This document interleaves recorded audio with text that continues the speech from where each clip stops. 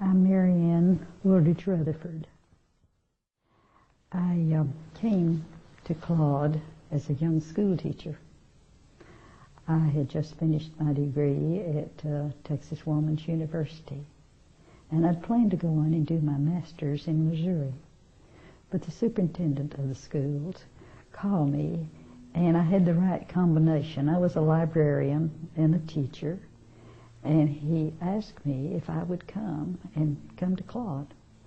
My father, I remember my dad saying to me, "Now, Marianne, Claude is a nice little town, good people, you're young, why don't you go out there and just try it for a little while?" So I did. I came out here and had a blind date with my the man who was later my husband, Bert Wooldridge. I taught school 2 years, and we were married. And then when we had a child, Peggy Wooldridge.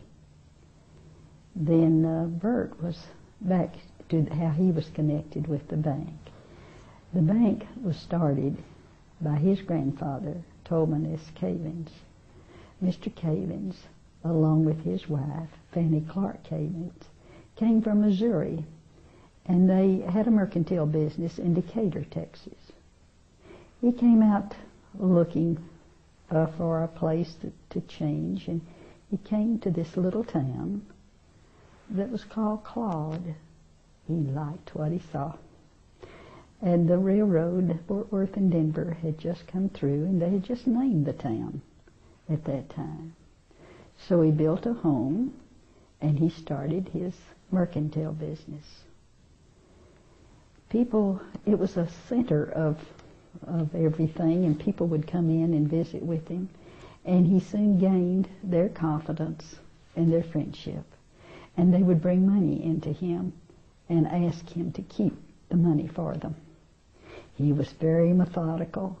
He kept a ledger for their business, and he soon found that he was so busy with his mercantile business and also keeping the money safe for people that he decided that he would sell the mercantile business and apply for a charter for the First National Bank. So he and 5 other men applied for the charter in 1904, in February.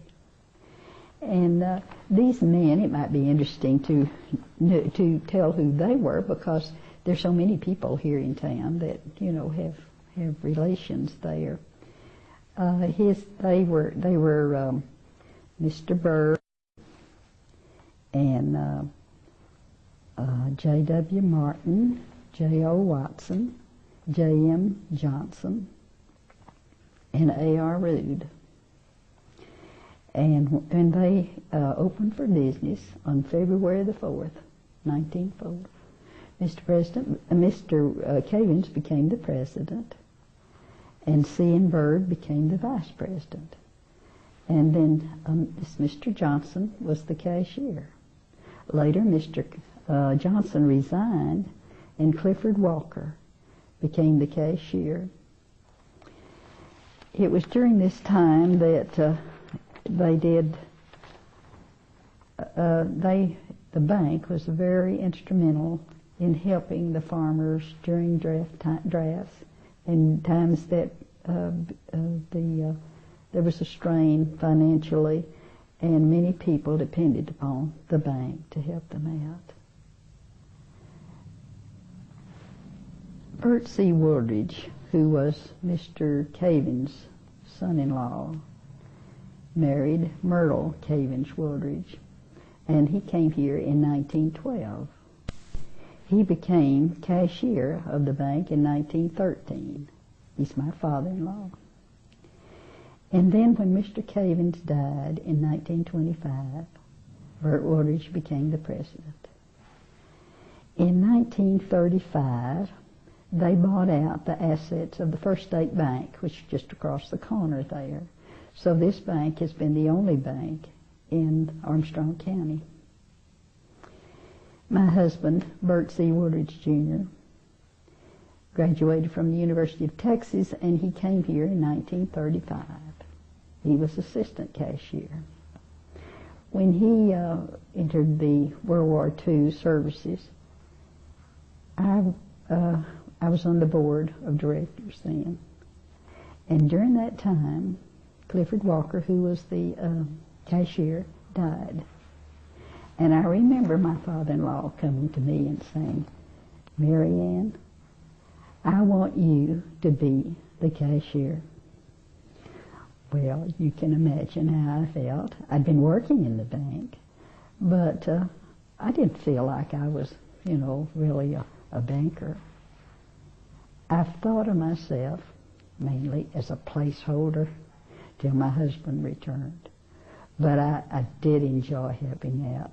Banking business was a business that you could help a lot of people, and I had a lot of friends there. When Bert came back, he became cashier and vice president of the bank.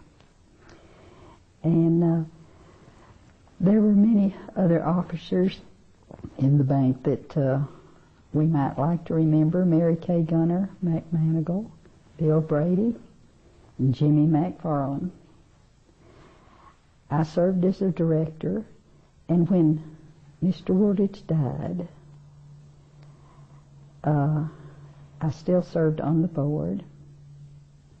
And then when my husband died in 1978, I became president. I still thought of myself as a placeholder. Then later, the two brothers and I sold the bank.